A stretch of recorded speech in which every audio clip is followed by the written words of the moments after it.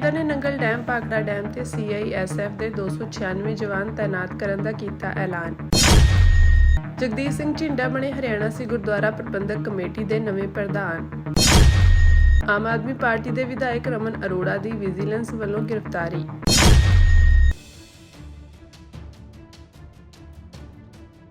ਪੰਜਾਬ ਹਰਿਆਣਾ ਦੇ ਪਾਣੀ ਦਾ ਵਿਵਾਦ ਹਾਲੇ ਸਹੀ ਢੰਗ ਨਾਲ ਖਤਮ ਵੀ ਨਹੀਂ ਹੋਇਆ ਸੀ ਕਿ ਹੁਣ ਨਵਾਂ ਵਿਵਾਦ ਖੜਾ ਹੋ ਗਿਆ ਹੈ। ਕੇਂਦਰ ਸਰਕਾਰ ਦੇ ਗ੍ਰਹਿ ਮੰਤਰਾਲੇ ਵੱਲੋਂ ਨੰਗਲ ਡੈਮ ਭਾਖੜਾ ਡੈਮ ਤੇ CISF ਦੇ 296 ਜਵਾਨਾਂ ਦੀ ਤੈਨਾਤੀ ਕੀਤੀ ਗਈ ਹੈ। ਹਾਲਾਂਕਿ ਡੈਮਾਂ ਦੀ ਸੁਰੱਖਿਆ CISF ਨੂੰ ਦੇਣ ਲਈ ਪਿਛਲੇ ਕਈ ਸਾਲਾਂ ਤੋਂ ਗੱਲਬਾਤ ਚੱਲ ਰਹੀ ਸੀ, ਪਰ ਹੁਣ ਪਾਣੀ ਦੀ ਵੰਡ ਤੇ ਜੋ ਵਿਵਾਦ ਛਿੜਿਆ ਸੀ, ਉਸ ਵਿਵਾਦ ਤੋਂ ਇੱਕਦਮ ਬਾਅਦ ਗ੍ਰਹਿ ਮੰਤਰਾਲੇ ਵੱਲੋਂ ਆਦੇਸ਼ ਜਾਰੀ ਕਰਨ ਨਾਲ ਇੱਕ ਨਵਾਂ ਮੁੱਦਾ ਖੜਾ ਹੋ ਗਿਆ ਹੈ। BBMB ਦੇ ਕਰਮਚਾਰੀ ਸੰਘ ਦੇ ਨੇਤਾਵਾਂ ਵੱਲੋਂ ਵੀ ਇਸ ਦਾ ਵਿਰੋਧ ਕੀਤਾ ਜਾ ਰਿਹਾ ਹੈ। ਹਾਲਾਂਕਿ BBMB ਵੱਲੋਂ CISF ਦੀ ਕੰਪਨੀ ਵਾਸਤੇ ਰਿਹਾਇਸ਼ ਦੇਣ ਦੇ ਮਕਸਦ ਨਾਲ ਕੁਝ ਮਕਾਨਾਂ ਨੂੰ ਖਾਲੀ ਕਰਨ ਦੇ ਹੁਕਮ ਵੀ ਦਿੱਤੇ ਗਏ ਹਨ ਤਾਂ ਜੋ ਕੇਂਦਰੀ ਸੁਰੱਖਿਆ ਬਲ ਮੁਲਾਜ਼ਮਾਂ ਨੂੰ ਰਿਹਾਇਸ਼ ਦਿੱਤੀ ਜਾ ਸਕੇ। ਲਗਭਗ ਪਿਛਲੇ 20 ਦਿਨਾਂ ਤੋਂ ਪੰਜਾਬ ਹਰਿਆਣਾ ਵਿੱਚ ਪਾਣੀ ਦਾ ਵਿਵਾਦ ਚੱਲ ਰਿਹਾ ਸੀ, ਜਿਸ ਕਰਕੇ ਪੰਜਾਬ ਸਰਕਾਰ ਵੱਲੋਂ ਨੰਗਲ ਡੈਮ ਦੇ ਉੱਪਰ ਦਿਨ ਰਾਤ ਮੋਰਚਾ ਲਗਾ ਕੇ ਪਾਣੀ ਦੀ ਰਾਖੀ ਲਈ ਆਮ ਆਦਮੀ ਪਾਰਟੀ ਵਲੰਟੀਅਰ ਬੈਠੇ ਹੋਏ ਸਨ। ਪੰਜਾਬ ਸਰਕਾਰ ਨੇ ਹਰਿਆਣੇ ਨੂੰ ਵਾਧੂ ਪਾਣੀ ਨਾ ਦੇਣ ਦੀ ਗੱਲ ਕਹਿ ਦਿੱਤੀ ਸੀ, ਜਿਸ ਤੋਂ ਬਾਅਦ ਇਹ ਦੋਨਾਂ ਸਟੇਟਾਂ ਦਾ ਪਾਣੀ ਦਾ ਵਿਵਾਦ ਹਾਈ ਕੋਰਟ ਤੱਕ ਪਹੁੰਚ ਗਿਆ। ਪਰ ਹੁਣ ਪਾਣੀ ਦਾ ਮੁੱਦਾ 21 ਮਈ ਪਿਛਲੇ ਕੱਲ ਤੋਂ ਖਤਮ ਹੋ ਗਿਆ ਹੈ, ਕਿਉਂਕਿ ਹਰਿਆਣੇ ਨੂੰ ਨਵੀਂ ਟਰਨ ਦੇ ਹਿਸਾਬ ਨਾਲ ਪਾਣੀ ਮਿਲਣਾ ਸ਼ੁਰੂ ਹੋ ਗਿਆ ਹੈ। ਪਰ ਹੁਣ ਇਹ ਨਵਾਂ ਮੁੱਦਾ ਛਿੜ ਗਿਆ ਹੈ ਕਿ ਕੇਂਦਰ ਸਰਕਾਰ ਦੇ ਗ੍ਰਹਿ ਮੰਤਰਾਲੇ ਵੱਲੋਂ BBMB ਨੂੰ ਨੰਗਲ ਡੈਮ ਭਾਖੜਾ ਡੈਮ ਦੀ ਸੁਰੱਖਿਆ ਵਾਸਤੇ 296 CISF ਦੇ ਜਵਾਨ ਲਗਾਉਣ ਦੇ ਲਈ ਕਿਹਾ ਗਿਆ ਹੈ, ਜਿਸ ਦੇ ਖਾਣ ਪੀਣ, ਰਹਿਣ ਸਹਿਣ, ਆਉਣ ਜਾਣ ਦਾ ਸਾਰਾ ਖਰਚਾ BBMB ਚੁੱਕੇਗੀ। ਹਾਲਾਂਕਿ ਡੈਮਾਂ ਦੀ ਸੁਰੱਖਿਆ ਵਾਸਤੇ ਪਿਛਲੇ ਕਈ ਸਾਲਾਂ ਤੋਂ CISF ਲਗਾਉਣ ਦੀ ਗੱਲ ਕਹੀ ਜਾ ਰਹੀ ਸੀ, ਪਰ ਹਰ ਵਾਰ ਇਹ ਮੁੱਦਾ ਠੰਡੇ ਵਾਸਤੇ ਵਿੱਚ ਚਲਾ ਜਾਂਦਾ ਸੀ। ਪਰ ਹੁਣ ਜਿਉਂ ਹੀ ਪਾਣੀ ਦਾ ਮੁੱਦਾ ਪਿਛਲੇ ਕੱਲ ਖਤਮ ਹੋਇਆ ਤਾਂ ਕੇਂਦਰੀ ਗ੍ਰਹਿ ਮੰਤਰਾਲੇ ਵੱਲੋਂ ਇੱਕ ਪੱਤਰ ਜਾਰੀ ਕਰ ਨੰਗਲ ਡੈਮ ਤੇ ਭਾਖੜਾ ਡੈਮ ਦੀ ਸੁਰੱਖਿਆ ਦੀ ਜ਼ਿੰਮੇਵਾਰੀ CISF ਨੂੰ ਦੇ ਦਿੱਤੀ ਗਈ। ਔਰ ਇਹ ਰਿਜ਼ਲਟ ਇਹ ਨਿਕਲ ਰਿਹਾ ਕਿ ਇਹਦੇ ਡਰਾਮੇਬਾਜ਼ੀ ਦਾ ਜਾਂ ਜੋਕਰਪੰਤੀ ਦਾ ਕਿ ਜਿਹੜੀ CISF ਅੱਜ ਤੱਕ ਨਹੀਂ ਕਦੇ ਸੈਂਟਰਲ ਫੋਰਸ ਉੱਥੇ ਲੱਗੀ ਸੀ, ਉਹ ਚੱਕ ਕੇ ਲਵਾ। ਸ਼੍ਰੋਮਣੀ ਅਕਾਲੀ ਦਲ ਦੇ ਸੀਨੀਅਰ ਆਗੂ ਵਿਕਰਮ ਮਜੀਠੀਆ ਨੇ ਅੱਜ ਕਿਹਾ ਕਿ ਮੁੱਖ ਮੰਤਰੀ ਭਗਵੰਤ ਮਾਨ ਦੀਆਂ ਡਰਾਮੇਬਾਜ਼ੀਆਂ ਕਾਰਨ ਨਾ ਸਿਰਫ ਪੰਜਾਬ ਦੇ ਪਾਣੀਆਂ ਦੇ ਹੱਕਾਂ ਨਾਲ ਸਮਝੌਤਾ ਹੋ ਗਿਆ ਹੈ, ਬਲਕਿ ਨੰਗਲ ਡੈਮ ਦਾ ਸੁਰੱਖਿਆ ਪ੍ਰਬੰਧ ਵੀ ਸੂਬੇ ਦੇ ਹੱਥਾਂ ਵਿੱਚੋਂ ਨਿਕਲ ਗਿਆ ਹੈ। ਐਡਾ ਡਰਾਮਾ ਰਚਿਆ, ਆਪਦੀ AI ਜਨਰੇਟਡ ਵੀਡੀਓ ਬਣਾਈ ਕਿ ਆਓ ਮੈਂ ਪਾਣੀ ਬੰਦ ਕਰਤਾ ਜੀ, ਇੱਕ ਬੂੰਦ ਨਹੀਂ ਜਾਣ ਦਊਂਗਾ। ਆਲ ਪਾਰਟੀ ਮੀਟਿੰਗ ਦਾ ਅਡੰਬਰ ਰਚਿਆ ਗਿਆ। ਰਿਜ਼ਲਟ ਕੀ ਨਿਕਲਿਆ ਕਿ ਜੋ ਪਿਛਲੀ ਸਰਕਾਰਾਂ ਵੇਲੇ ਵੀ ਜਿਹੜੇ ਕੰਮ ਨਹੀਂ ਹੋਏ ਸੀ ਉਹ ਕਰ ਵਿਖਾਏ। ਇੱਕ ਤਾਂ ਪੰਜਾਬ ਪੁਲਿਸ ਪਹਿਲਾਂ ਲਾਤੀ ਕਿ ਜੀ ਅਸੀਂ ਪੰਜਾਬ ਪੁਲਿਸ ਉੱਥੇ ਲਾਤੀ ਹੈ, ਹਾਈ ਕੋਰਟ 'ਚ ਕੇਸ ਚਲੇ ਗਿਆ, ਉੱਥੇ ਵੀ ਹੱਥ ਖੜੇ ਕਰਕੇ ਆ ਗਏ। ਕੱਲ ਕੀ ਹੋਇਆ ਕਿ ਇਹਨਾਂ ਸਾਰੇ ਕਾਰਨਾਮਿਆਂ ਕਰਕੇ 20 ਦਿਨ ਦਾ ਜਿਹੜਾ ਉੱਥੇ ਧਰਨੇ ਦਾ ਡਰਾਮਾ ਚੱਲਿਆ ਸੀ ਕਿ ਬੂੰਦ ਪਾਣੀ ਨਹੀਂ ਦੇਣਾ, 3 ਸਾਲ ਤਾਂ ਬੋਲੇ ਨਹੀਂ ਭਾਈ ਸਾਹਿਬ। ਜਦੋਂ ਸੁਸ਼ੀਲ ਗੁਪਤਾ ਜਾਂ ਇਹਨਾਂ ਦੇ ਕੇਜਰੀਵਾਲ ਸਾਹਿਬ ਕਹਿੰਦੇ ਸੀ ਕਿ ਪਾਣੀ ਪੰਜਾਬ ਦਾ ਹਰਿਆਣੇ ਨੂੰ ਵੀ ਜਾਵੇ, ਦਿੱਲੀ ਨੂੰ ਵੀ ਜਾਵੇ, ਔਰ ਗੁਪਤਾ ਸਾਹਿਬ ਕਹਿੰਦੇ ਸੀ ਇੱਕ ਕੱਲੇ ਕੋਨੇ ਤੱਕ ਹਰਿਆਣੇ ਦੇ SYL ਚੋਂ ਪਾਣੀ ਹੋ ਕੇ ਪਹੁੰਚੂਗਾ ਔਰ ਹਰਿਆਣੇ ਦੇ ਕੋਨੇ ਤੱਕ ਪਾਣੀ ਪਹੁੰਚਾਵਾਂਗੇ। ਸਰਕਾਰਾਂ ਸਾਡੀਆਂ ਪੰਜਾਬ 'ਚ ਹੈ, ਹਰਿਆਣੇ 'ਚ ਵੀ ਬਣ ਜਾਣੀ ਹੈ, ਦਿੱਲੀ 'ਚ ਅੱਗੇ ਆ। ਹੁਣ ਪਤਾ ਨਹੀਂ ਕੀ ਜਾਗਿਆ ਕਿ ਡਰਾਮਾ ਸ਼ੁਰੂ ਕਰਤਾ। ਕੇਂਦਰ ਸਰਕਾਰ ਵੱਲੋਂ ਨੰਗਲ ਡੈਮ ਤੇ CISF ਦੇ 296 ਜਵਾਨ ਤੈਨਾਤ ਕਰਨ ਦੇ ਫੈਸਲੇ ਨੂੰ ਸਤਲੁਜ ਸਦਨ ਦੇ ਗੇਟ ਨੂੰ ਤਾਲੇ ਲਗਾਉਣ ਅਤੇ ਨੰਗਲ ਡੈਮ ਤੇ ਸੁਰੱਖਿਆ ਅਮਲਾ ਤੈਨਾਤ ਕਰਨ ਵਰਗੀਆਂ ਸਸਤੀ ਸ਼ੋਹਰਤ ਹਾਸਲ ਕਰਨ ਵਾਲੀਆਂ ਕੋਸ਼ੀਆਂ ਹਰਕਤਾਂ ਦਾ ਨਤੀਜਾ ਦੱਸਦਿਆਂ ਵਿਕਰਮ ਸਿੰਘ ਮਜੀਠੀਆ ਨੇ ਕਿਹਾ ਕਿ ਇਸ ਹਿਸਾਬ ਨਾਲ ਪੰਜਾਬ ਦਾ ਕੇਸ ਹੋਰ ਕਮਜ਼ੋਰ ਹੋਇਆ ਹੈ। ਉਹਨਾਂ ਕਿਹਾ ਕਿ ਹੁਣ ਜੋ ਵਾਪਰ ਰਿਹਾ ਹੈ ਉਹ ਪਹਿਲਾਂ ਕਦੇ ਨਹੀਂ ਵਾਪਰਿਆ। ਨਾ ਸਿਰਫ ਸੂਬੇ ਤੋਂ ਇਸ ਦਾ ਪਾਣੀ ਖੋਇਆ ਜਾ ਰਿਹਾ ਹੈ, ਬਲਕਿ ਇਸ ਨਾਲ ਪੰਜਾਬ ਨੂੰ ਇਸ ਦੇ ਆਪਣੇ ਹੀ ਸ਼ਹਿਰ ਨੰਗਲ ਤੋਂ ਬਾਹਰ ਕਰ ਦਿੱਤਾ ਗਿਆ ਹੈ। ਮਜੀਠੀਆ ਨੇ ਕਿਹਾ ਕਿ ਮੁੱਖ ਮੰਤਰੀ ਹੀ ਇਹਨਾਂ ਹਾਲਾਤਾਂ ਲਈ ਜ਼ਿੰਮੇਵਾਰ ਹਨ। ਔਰ ਇਹ ਰਿਜ਼ਲਟ ਇਹ ਨਿਕਲ ਰਿਹਾ ਕਿ ਇਹਦੇ ਡਰਾਮੇਬਾਜ਼ੀ ਦਾ ਜਾਂ ਜੋਕਰਪੰਤੀ ਦਾ ਕਿ ਜਿਹੜੀ CISF ਅੱਜ ਤੱਕ ਨਹੀਂ ਕਦੇ ਸੈਂਟਰਲ ਫੋਰਸ ਉੱਥੇ ਲੱਗੀ ਸੀ, ਉਹ ਚੱਕ ਕੇ ਲਵਾਤੀ। ਨਾ ਉਹ ਟੋਟਲ ਕੰਟਰੋਲ ਜਿਹੜਾ ਉਸ ਦਿਨ ਡਰਾਮਾ ਰਚਿਆ ਸੀਗਾ ਕਿ ਚੇਅਰਮੈਨ BBMB ਨੂੰ ਤਾਲੇ ਲਾਤੇ, ਲੋਕਾਂ ਨੇ ਸੋਚਿਆ ਪਤਾ ਨਹੀਂ ਕਿਹੜੇ ਕਮਰੇ 'ਚ ਬੰਦ ਕਰਤਾ, ਮਗਰ ਉਹ ਤਾਂ ਸਤਲੁਜ ਸਦਨ ਜਿਹੜਾ ਰੈਸਟ ਹਾਊਸ ਆ ਉੱਥੇ ਬੈਠਿਆ ਸੀ। ਇਹਨਾਂ ਨੇ ਬਾਹਰਲੇ ਗੇਟ 'ਚ ਡਰਾਮਾ ਲਾ ਕੇ ਜਿੰਦਾਬਾਦ ਮੁਰਦਾਬਾਦ ਕਰਤੀ। ਅਖੀਰ 'ਚ ਇਹ ਸਾਰੇ ਕੰਮਾਂ ਦਾ ਰਿਜ਼ਲਟ ਜ਼ੀਰੋ ਨਹੀਂ ਪੰਜਾਬ ਦੇ ਉਲਟ ਹੈ। ਔਰ ਅੱਜ ਕੈਬਨਿਟ ਦੀ ਮੀਟਿੰਗ ਸੱਦ ਲਈ ਹੈ, ਫਿਰ ਕਹਿੰਦੇ ਅਸੀਂ ਨੀਤੀ ਆਯੋਗ 'ਚ ਜਾ ਕੇ ਉਠਾਵਾਂਗੇ। ਕੀ ਉਠਾਉਂਗੇ? ਤੁਸੀਂ ਤਾਂ ਸਰੈਂਡਰ ਕਰ ਗਏ ਹੋ, ਹੱਥ ਖੜੇ ਕਰਤੇ ਆ। ਪਾਣੀ BBMP ਦਾ ਟੋਟਲ ਕੰਟਰੋਲ ਤੁਸੀਂ ਸੈਂਟਰਲ ਫੋਰਸਿਸ ਨੂੰ ਦੇਤਾ, ਔਰ ਇਹਦੇ ਨਾਲ ਕੇਵਲ ਤੇ ਕੇਵਲ ਪੰਜਾਬ ਦਾ ਨੁਕਸਾਨ ਹੋਇਆ, ਮਗਰ ਤੁਸੀਂ ਕੁਰਸੀ ਨੂੰ ਚਿੰਬੜੀ ਬੈਠੇ ਹੋ। ਉਨ੍ਹਾਂ ਕਿਹਾ ਕਿ ਬਜਾਏ ਹਾਲਾਤ ਦੀ ਗੰਭੀਰਤਾ ਸਮਝਣ ਦੇ ਅਤੇ ਢੁਕਵੀਂ ਕਾਰਵਾਈ ਕਰਨ ਦੇ, ਉਹ ਆਪਣੇ ਆਪ ਨੂੰ ਸੂਬੇ ਦੇ ਦਰਿਆਈ ਪਾਣੀਆਂ ਦਾ ਰਾਖਾ ਵਿਖਾਉਣ ਲਈ ਆਰਟੀਫੀਸ਼ੀਅਲ ਇੰਟੈਲੀਜੈਂਸ ਰਾਹੀਂ ਆਪਣੀਆਂ ਤਸਵੀਰਾਂ ਤਿਆਰ ਕਰਵਾਉਣ ਵਿੱਚ ਰੁੱਝੇ ਹੋਏ ਹਨ। ਅਕਾਲੀ ਆਗੂ ਨੇ ਕਿਹਾ ਕਿ ਮਾਮਲੇ ਦੀ ਸੱਚਾਈ ਇਹ ਹੈ ਕਿ ਆਪ ਸਰਕਾਰ ਹਰਿਆਣਾ ਨੂੰ ਇਸ ਦੇ ਕੋਟੇ ਨਾਲੋਂ ਵੱਧ ਪਾਣੀ ਦਿੱਤੇ ਜਾਣ ਨੂੰ ਵੀ ਨਹੀਂ ਰੋਕ ਸਕੀ ਅਤੇ ਹਾਈ ਕੋਰਟ ਨੇ ਵੀ ਇਸ ਨੂੰ ਝਾੜ ਪਾਉਂਦਿਆਂ ਹਦਾਇਤ ਕੀਤੀ ਕਿ ਹਰਿਆਣਾ ਨੂੰ ਵਾਧੂ ਪਾਣੀ ਛੱਡਿਆ ਜਾਵੇ। ਮਜੀਠੀਆ ਨੇ ਕਿਹਾ ਕਿ ਇਹ ਸਭ ਕੁਝ ਉਸ ਛਲਾਵੇ ਦਾ ਨਤੀਜਾ ਹੈ ਜਿਸ ਨਾਲ ਆਪ ਸਰਕਾਰ ਨੇ ਖੁਦ ਹੀ ਪਿਛਲੇ 3 ਸਾਲਾਂ ਵਿੱਚ ਆਪਣਾ ਕੇਸ ਕਮਜ਼ੋਰ ਕੀਤਾ ਹੈ, ਜਦੋਂ ਕਿ ਆਪ ਦੇ ਕਨਵੀਨਰ ਅਰਵਿੰਦ ਕੇਜਰੀਵਾਲ ਹਰਿਆਣਾ ਅਤੇ ਦਿੱਲੀ ਨੂੰ ਪਾਣੀ ਦੇਣ ਦੀ ਵਕਾਲਤ ਕਰ ਰਹੇ ਹਨ। ਉਨ੍ਹਾਂ ਕਿਹਾ ਕਿ ਇਹ ਸਾਰੀ ਪ੍ਰਕਿਰਿਆ ਵਿੱਚ ਸਭ ਤੋਂ ਵੱਡੀ ਸੱਟ ਸੂਬੇ ਦੇ ਕਿਸਾਨਾਂ ਅਤੇ ਇਸ ਦੇ ਖੇਤੀਬਾੜੀ ਅਰਥਚਾਰੇ ਨੂੰ ਵੱਜੀ ਹੈ। ਉਨ੍ਹਾਂ ਜ਼ੋਰ ਦੇ ਕੇ ਕਿਹਾ ਕਿ ਸਿਆਸੀ ਪਾਰਟੀਆਂ ਦੇ ਆਗੂਆਂ ਜਿਨ੍ਹਾਂ ਨੇ ਦਰਿਆਈ ਪਾਣੀਆਂ ਦੇ ਮਾਮਲੇ ਤੇ ਆਪ ਸਰਕਾਰ ਵੱਲੋਂ ਸੱਦੀ ਸਰਬ ਪਾਰਟੀ ਮੀਟਿੰਗ ਵਿੱਚ ਸ਼ਮੂਲੀਅਤ ਕੀਤੀ ਸੀ, ਉਨ੍ਹਾਂ ਸਮੇਤ ਹਰ ਕੋਈ ਆਪਣੇ ਆਪ ਨੂੰ ਠੱਗਿਆ ਮਹਿਸੂਸ ਕਰ ਰਿਹਾ ਹੈ। ਮਜੀਠੀਆ ਨੇ ਕਿਸਾਨਾਂ ਨੂੰ ਅਪੀਲ ਕੀਤੀ ਕਿ ਉਹ ਆਪਣੇ ਆਪ ਨੂੰ ਅਤੇ ਸੂਬੇ ਨੂੰ ਤਬਾਹੀ ਤੋਂ ਬਚਾਉਣ ਵਾਸਤੇ ਉੱਠ ਕੇ ਆਪਣੀ ਆਵਾਜ਼ ਬੁਲੰਦ ਕਰਨ। ਮਗਰ ਅਖੀਰਲਾ ਰਿਜ਼ਲਟ ਇਹ ਨਿਕਲਿਆ ਕਿ ਇਹਨਾਂ ਨੇ ਪੰਜਾਬ ਦੇ ਹਿੱਤਾਂ ਦਾ ਫੇਰ ਨੁਕਸਾਨ ਕੀਤਾ। ਅੱਜ CISF ਉੱਥੇ ਲੱਗਣ ਲੱਗੀ ਆ, ਉਹਦਾ ਖਰਚਾ ਵੀ ਅਸੀਂ ਭਰਾਂਗੇ। ਔਰ ਜਿਹੜਾ ਉਹ ਡਰਾਮਾ ਸੀ ਕਿ ਪੰਜਾਬ ਪੁਲਿਸ ਅਸੀਂ ਸਿਕਿਉਰਿਟੀ ਵਧਾਤੀ ਹੈ ਨੰਗਲ ਡੈਮ ਤੇ BBMP ਦੇ ਬਾਕੀ ਪ੍ਰੋਜੈਕਟਾਂ ਦੇ, ਉਹ ਸਭ ਫੇਲ ਹੋ ਗਿਆ। ਔਰ Punjab and Haryana high court 'ਚ ਵੀ ਜਾ ਕੇ ਹੱਥ ਖੜੇ ਕਰਤੇ। ਸੋ ਜਿਹੜਾ ਪਾਣੀ ਰੋਕਣ ਦੀ ਜਗ੍ਹਾ ਜਿਹੜੀ AI ਦੀ ਜਨਰੇਟਡ ਵੀਡੀਓ ਬਣਾਈ ਸੀ ਆਰਟੀਫੀਸ਼ੀਅਲ ਇੰਟੈਲੀਜੈਂਸ ਦੀ ਕਿ ਮੈਂ ਆਹ ਪਾਣੀ ਰੋਕਤੇ ਜੀ, ਡੈਮ ਬੰਦ ਕਰਤੇ ਆ, ਸਭ ਝੂਠ। ਪਾਣੀ ਐਜ਼ ਇਟ ਇਜ਼ ਜਾਊਗਾ, ਭਾਵੇਂ ਵੱਧ ਚਲੇ ਜਾਵੇ, ਮਗਰ ਇੱਕ ਡਰਾਮੇ ਦਾ ਜਿਹੜਾ ਸੀਜ਼ਨ ਹੈ ਕਿ ਪੰਜਾਬ ਦਾ ਇਹਦੇ 'ਚ ਭਲਾ ਹੈ, ਕਿ ਪੰਜਾਬ ਦੇ ਕਿਸਾਨਾਂ ਦਾ ਭਲਾ ਹੋਊਗਾ, ਕਿ ਪੰਜਾਬ ਦੀ ਐਗਰੀਕਲਚਰ ਦਾ ਭਲਾ ਹੋਊਗਾ। ਜੇ ਪੰਜਾਬ ਦੇ ਹਿੱਤਾਂ ਦੇ ਉਲਟ ਕੋਈ ਫੈਸਲਾ ਹੋ ਰਿਹਾ, ਅਫਸੋਸ ਦੀ ਗੱਲ ਹੈ ਕਿ ਤੁਸੀਂ ਉਹਦੇ ਲਈ ਆਪਦੀ ਆਵਾਜ਼ ਬੁਲੰਦ ਨਹੀਂ ਕਰ ਪਾ ਰਹੇ, ਕੇਵਲ ਡਰਾਮਾ ਕਰ ਰਹੇ ਹੋ। ਔਰ ਇਹ ਗੱਲ ਮੈਂ ਪੰਜਾਬ ਦੇ ਲੋਕਾਂ ਨਾਲ ਸਾਂਝੀ ਕਰ ਰਿਹਾ that please rise and raise your voice। ਇਹਨਾਂ ਨੂੰ ਘੇਰਾ ਪਾਓ, ਇਹਨਾਂ ਦੀਆਂ ਨਲਾਇਕੀਆਂ ਦਾ ਪਰਦਾ ਫਾਸ਼ ਕਰੋ, ਕਿਉਂਕਿ ਨੁਕਸਾਨ ਪੰਜਾਬ ਦਾ ਹੋ ਰਿਹਾ, ਪੰਜਾਬੀਆਂ ਦਾ ਹੋ ਰਿਹਾ। ਹਰਿਆਣਾ ਸਿੱਖ ਗੁਰਦੁਆਰਾ ਪ੍ਰਬੰਧਕ ਕਮੇਟੀ ਦੇ ਅਹੁਦੇਦਾਰਾਂ ਦੀ ਅੱਜ ਹੋਈ ਚੋਣ ਵਿੱਚ ਜਥੇਦਾਰ ਜਗਦੀਸ਼ ਸਿੰਘ ਝਿੰਡਾ ਨੂੰ ਸਰਬਸੰਮਤੀ ਕਮੇਟੀ ਦਾ ਪ੍ਰਧਾਨ ਅਤੇ ਜਥੇਦਾਰ ਅੰਗਰੇਜ਼ ਸਿੰਘ ਕੰਬੋਜ ਰਾਣੀਆਂ ਨੂੰ ਜਨਰਲ ਸਕੱਤਰ ਚੁਣ ਲਿਆ ਗਿਆ ਹੈ। ਜਥੇਦਾਰ ਝਿੰਡਾ ਦੂਜੀ ਵਾਰ ਹਰਿਆਣਾ ਸਿੱਖ ਗੁਰਦੁਆਰਾ ਪ੍ਰਬੰਧਕ ਕਮੇਟੀ ਦੇ ਪ੍ਰਧਾਨ ਬਣੇ ਹਨ। ਦੱਸਣਯੋਗ ਹੈ ਕਿ ਹਰਿਆਣਾ ਸਿੱਖ ਗੁਰਦੁਆਰਾ ਪ੍ਰਬੰਧਕ ਕਮੇਟੀ ਦੇ ਹਾਊਸ ਦੀ ਚੋਣ ਬੀਤੇ ਜਨਵਰੀ ਮਹੀਨੇ ਦੌਰਾਨ ਹੋਈ ਸੀ, ਜਿਸ ਵਿੱਚ ਝਿੰਡਾ ਧੜੇ ਨੇ ਜਿੱਤ ਹਾਸਲ ਕੀਤੀ ਸੀ। ਇਸ ਤੋਂ ਬਾਅਦ ਕਮੇਟੀ ਦੀ 11 ਮੈਂਬਰੀ ਕਾਰਜਕਾਰਨੀ ਕਮੇਟੀ ਦੀ ਚੋਣ ਅੱਜ ਕੁਰੂਕਸ਼ੇਤਰ ਸਥਿਤ ਗੁਰਦੁਆਰਾ 6ਵੀਂ ਪਾਤਸ਼ਾਹੀ ਵਿਖੇ ਕਮੇਟੀ ਦੇ ਮੁੱਖ ਦਫ਼ਤਰ ਵਿੱਚ ਕੀਤੀ ਗਈ। ਇਸ ਦੇ ਨਾਲ ਹੀ ਹੋਰ ਅਹੁਦੇਦਾਰਾਂ ਵਿੱਚ ਗੁਰਮੀਤ ਸਿੰਘ ਮੀਤਾ ਪੰਚਕੂਲਾ ਨੂੰ ਕਮੇਟੀ ਦਾ ਸੀਨੀਅਰ ਮੀਤ ਪ੍ਰਧਾਨ, ਗੁਰਬੀਰ ਸਿੰਘ ਰਾਦੌਰ ਨੂੰ ਮੀਤ ਪ੍ਰਧਾਨ ਅਤੇ ਬਲਵਿੰਦਰ ਸਿੰਘ ਭਿੰਡਰ ਕਾਂਗਥਲੀ ਨੂੰ ਸਕੱਤਰ ਚੁਣਿਆ ਗਿਆ ਹੈ। ਕਮੇਟੀ ਦੇ 5 ਅਹੁਦੇਦਾਰਾਂ ਤੋਂ ਇਲਾਵਾ 6 ਐਗਜ਼ੈਕਟਿਵ ਮੈਂਬਰਾਂ ਦੀ ਚੋਣ ਵੀ ਕੀਤੀ ਗਈ ਹੈ। ਇਹਨਾਂ ਵਿੱਚ ਕਰਨੈਲ ਸਿੰਘ ਨਿਮਨਾਬਾਦ, ਪਲਵਿੰਦਰ ਸਿੰਘ ਦਰੜ, ਕੁਲਦੀਪ ਸਿੰਘ ਮੁਲਤਾਨੀ, ਰੁਪਿੰਦਰ ਸਿੰਘ ਪੰਜੋਖਰਾ, ਜਗਤਾਰ ਸਿੰਘ ਮਾਨ ਅਤੇ TP ਸਿੰਘ ਸ਼ਾਮਿਲ ਹਨ। ਦੂਜੇ ਪਾਸੇ ਜਥੇਦਾਰ ਦੀਦਾਰ ਸਿੰਘ ਨਲਵੀ ਨੇ ਅੱਜ ਹੋਈ ਅਹੁਦੇਦਾਰਾਂ ਦੀ ਚੋਣ ਉਤੇ ਨਾਖੁਸ਼ੀ ਜ਼ਾਹਰ ਕੀਤੀ ਹੈ। ਉਨ੍ਹਾਂ ਕਿਹਾ ਕਿ ਜਗਦੀਸ਼ ਸਿੰਘ ਝਿੰਡਾ ਨੂੰ ਹਰਿਆਣਾ ਸਿੱਖ ਗੁਰਦੁਆਰਾ ਪ੍ਰਬੰਧਕ ਕਮੇਟੀ ਦਾ ਪ੍ਰਧਾਨ ਬਣਾ ਕੇ ਲੋਕਤੰਤਰ ਦੀ ਹੱਤਿਆ ਕੀਤੀ ਗਈ ਹੈ। ਅਕਾਲੀ ਪੰਥਕ ਮੋਰਚੇ ਨੇ ਚੋਣ ਵਿੱਚ ਧੱਕੇਸ਼ਾਹੀ ਦਾ ਦੋਸ਼ ਲਗਾਉਂਦਿਆਂ ਕਿਹਾ ਕਿ ਚੋਣ ਦੌਰਾਨ ਮੰਗ ਕਰਨ ਤੇ ਵੀ VOTING ਨਹੀਂ ਕਰਵਾਈ ਗਈ, ਇਸ ਲਈ ਮੋਰਚੇ ਨੇ ਅਦਾਲਤ ਵਿੱਚ ਜਾਣ ਦੀ ਚੇਤਾਵਨੀ ਦਿੱਤੀ ਹੈ। ਜਥੇਦਾਰ ਨਲਵੀ ਨੇ ਦੋਸ਼ ਲਗਾਇਆ ਕਿ ਇਹ ਸਾਰੀ ਕਾਰਵਾਈ ਹਰਿਆਣਾ ਸਰਕਾਰ ਦੀ ਸ਼ੈਅ ਉੱਤੇ ਕੀਤੀ ਗਈ ਹੈ। ਉਹਨਾਂ ਦੋਸ਼ ਲਗਾਇਆ ਕਿ ਹਰਿਆਣਾ ਸਰਕਾਰ ਸਿੱਖਾਂ ਦੇ ਧਾਰਮਿਕ ਮਾਮਲਿਆਂ ਵਿੱਚ ਦਖਲਅੰਦਾਜ਼ੀ ਕਰ ਰਹੀ ਹੈ, ਜੋ ਕਿ ਸਰਾਸਰ ਗਲਤ ਹੈ।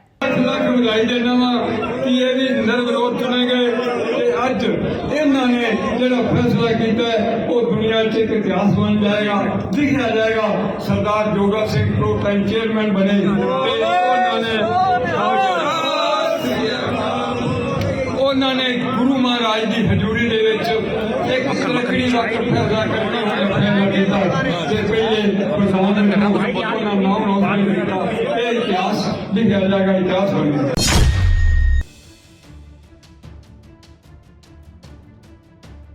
ਪੰਜਾਬ ਵਿਜੀਲੈਂਸ ਬਿਊਰੋ ਵੱਲੋਂ ਆਮ ਆਦਮੀ ਪਾਰਟੀ ਪੰਜਾਬ ਦੇ ਵਿਧਾਇਕ ਰਮਨ ਅਰੋੜਾ ਨੂੰ ਗ੍ਰਿਫਤਾਰ ਕਰ ਲਿਆ ਗਿਆ ਹੈ। ਰਮਨ ਅਰੋੜਾ ਨੂੰ ਵਿਜੀਲੈਂਸ ਵੱਲੋਂ ਉਹਨਾਂ ਦੇ ਘਰ ਛਾਪੇਮਾਰੀ ਤੋਂ ਬਾਅਦ ਗ੍ਰਿਫਤਾਰ ਕੀਤਾ ਗਿਆ। ਦੱਸਦੀ ਕਿ ਇਸ ਤੋਂ ਪਹਿਲਾਂ ਅਰੋੜਾ ਦੇ ਘਰ ਵਿਜੀਲੈਂਸ ਵੱਲੋਂ ਪਿਛਲੇ ਦਿਨੀ ਗ੍ਰਿਫਤਾਰ ਕੀਤੇ ਗਏ ਨਗਰ ਨਿਗਮ ਜਲੰਧਰ ਦੇ ਅਧਿਕਾਰੀ ਸੁਖਦੇਵ ਵਿਸ਼ਿਸ਼ਟ ATP ਦੇ ਨਾਲ ਸੰਬੰਧਿਤ ਮਾਮਲੇ ਵਿੱਚ ਛਾਪੇਮਾਰੀ ਕੀਤੀ ਗਈ ਸੀ, ਜਿਸ ਤੋਂ ਬਾਅਦ ਇਹ ਗ੍ਰਿਫਤਾਰੀ ਹੋਈ ਹੈ। ਜਾਣਕਾਰੀ ਅਨੁਸਾਰ ਰਮਨ ਅਰੋੜਾ ਜਲੰਧਰ ਸੈਂਟਰਲ ਤੋਂ ਆਮ ਆਦਮੀ ਪਾਰਟੀ ਦੇ ਨੇਤਾ ਅਤੇ ਸੀਵਰੇਜ ਬੋਰਡ ਦੇ ਚੇਅਰਮੈਨ ਸਨੀ ਆਲੂਵਾਲੀਆ ਨੇ ਕਿਹਾ ਕਿ ਸਾਨੂੰ ਜਾਣਕਾਰੀ ਮਿਲੀ ਹੈ ਕਿ ਰਮਨ ਅਰੋੜਾ ਨੂੰ ਗ੍ਰਿਫਤਾਰ ਕਰ ਲਿਆ ਗਿਆ ਹੈ। ਵਿਜੀਲੈਂਸ ਬਿਊਰੋ ਨੇ ਇਹ ਕਾਰਵਾਈ ਵਿਧਾਇਕ ਖਿਲਾਫ ਭ੍ਰਿਸ਼ਟਾਚਾਰ ਨਾਲ ਜੁੜੇ ਇੱਕ ਮਾਮਲੇ ਵਿੱਚ ਕੀਤੀ ਹੈ। ਵਿਜੀਲੈਂਸ ਅਧਿਕਾਰੀਆਂ ਵੱਲੋਂ ਕਿਹਾ ਗਿਆ ਕਿ ਰਮਨ ਅਰੋੜਾ ਪਹਿਲਾਂ ਨਗਰ ਨਿਗਮ ਦੇ ਅਫਸਰਾਂ ਦੇ ਜ਼ਰੀਏ ਲੋਕਾਂ ਨੂੰ ਝੂਠੇ ਨੋਟਿਸ ਭਿਜਵਾਉਂਦਾ ਸੀ, ਉਪਰੰਤ ਉਹ ਲੋਕਾਂ ਤੋਂ ਪੈਸੇ ਲੈ ਕੇ ਨੋਟਿਸਾਂ ਨੂੰ ਰਫਾ-ਦਫਾ ਕਰਵਾਉਣ ਦਾ ਕੰਮ ਕਰਦਾ ਸੀ। ਦੂਜੇ ਪਾਸੇ ਆਮ ਆਦਮੀ ਪਾਰਟੀ ਵੱਲੋਂ ਇਸ ਗ੍ਰਿਫਤਾਰੀ ਤੇ ਸੋਸ਼ਲ ਮੀਡੀਆ ਪੋਸਟ ਰਾਹੀਂ ਟਵੀਟ ਕੀਤਾ ਗਿਆ ਕਿ ਉਹ ਆਪਣਾ ਹੋਵੇ ਜਾਂ ਕੋਈ ਹੋਰ ਭ੍ਰਿਸ਼ਟਾਚਾਰ ਕਰਨ ਵਾਲੇ ਕਿਸੇ ਨੂੰ ਵੀ ਬਖਸ਼ਿਆ ਨਹੀਂ ਜਾਵੇਗਾ। ਜ਼ਿਕਰਯੋਗ ਹੈ ਕਿ ਕੁਝ ਦਿਨ ਪਹਿਲਾਂ ਹੀ ਸਰਕਾਰ ਨੇ ਰਮਨ ਅਰੋੜਾ ਦੀ ਸੁਰੱਖਿਆ ਹਟਾ ਦਿੱਤੀ ਸੀ। ਅਰੋੜਾ ਨੇ ਖੁਦ ਸੁਰੱਖਿਆ ਹਟਾਉਣ ਦੀ ਪੁਸ਼ਟੀ ਕੀਤੀ ਸੀ। ਸੁਰੱਖਿਆ ਹਟਾਏ ਜਾਣ ਤੋਂ ਬਾਅਦ ਪੰਜਾਬ ਦੀ ਰਾਜਨੀਤੀ ਵਿੱਚ ਚਰਚਾ ਸੀ ਕਿ ਸਰਕਾਰ ਜਲਦ ਹੀ ਰਮਨ ਅਰੋੜਾ ਖਿਲਾਫ ਕਾਰਵਾਈ ਕਰ ਸਕਦੀ ਹੈ।